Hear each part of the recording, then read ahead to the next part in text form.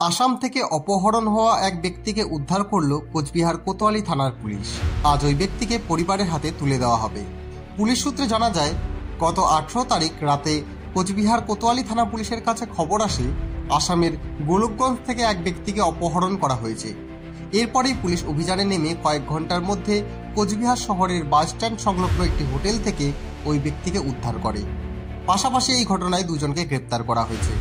গ্রেপ্তার দুই ব্যক্তির নাম মুকুল পোদ্দার, আসামের ধুবড়ির বাসিন্দা, ও রামকৃষ্ণ ভৌমিক, কোচবিহার কোতোয়ালি থানা এলাকার বাসিন্দা। বর্তমানে দুজনেই পুলিশ হেফাজতে রয়েছে। পুলিশ সূত্রে জানা যায়, অপহরণ হওয়া ব্যক্তি বছর 27-এর বিশ্বজিৎ সরকারের বাড়ি গোলকগঞ্জ এলাকায়।